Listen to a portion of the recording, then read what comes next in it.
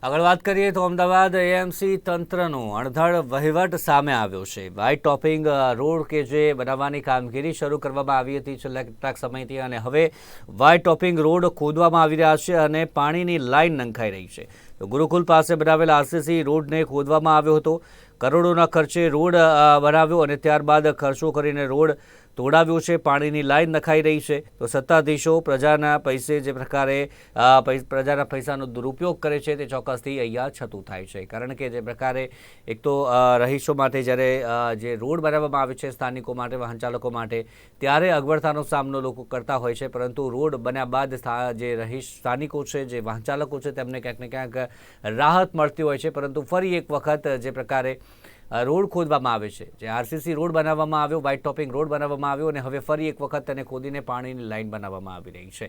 તો જે પ્રકારે સવાલ ઉઠી રહ્યા છે એએમસી તંત્ર પર કે શા કારણે પ્રજાના પૈસાનો આ રીતે જે પ્રકારે દુરુપયોગ કરવામાં આવ્યો છે। એટલે કે એએમસી તંત્રનો આ એક પ્રકારે અણધડ વહીવટ કે જે અહીંયા છતો થાય છે। તો કોઈપણ પ્રકારની જે પ્રકારે તકેદારી રાખ્યા વિના જે પ્રકારે વ્હાઇટ ટોપિંગ રોડ કે જે બનાવી દેવામાં આવ્યો, અને તેના જ કારણે ચોક્કસથી હવે જે લોકો છે કે જે હેરાન પરેશાન ચોક્કસથી થઈ રહ્યા છે।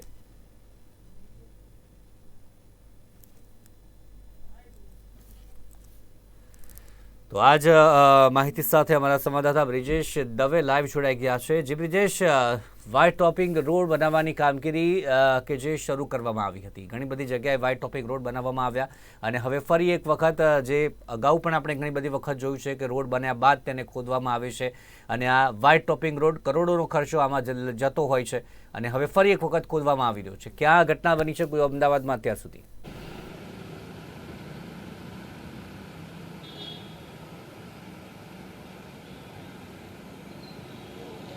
જી બિલકુલ, આ જે વ્હાઇટ ટોપિંગ રોડ છે તે બનીને સંપૂર્ણ તૈયાર હતો। વાત કરવામાં આવે તો ગુરુકુલથી જે કહી શકાય કે આ રોડ જે છે તે વ્હાઇટ ટોપિંગ રોડ બનાવવામાં આવ્યો હતો। ઘાટોડિયા વિધાનસભા એટલે કે ભૂપેન્દ્ર પટેલના મત વિસ્તારનો આ જે રોડ છે, પ્રથમ આ રોડ છે કે તેને વ્હાઇટ ટોપિંગ રોડ બનાવવામાં આવ્યો હતો, પરંતુ તંત્રને ક્યાંક ને ક્યાંક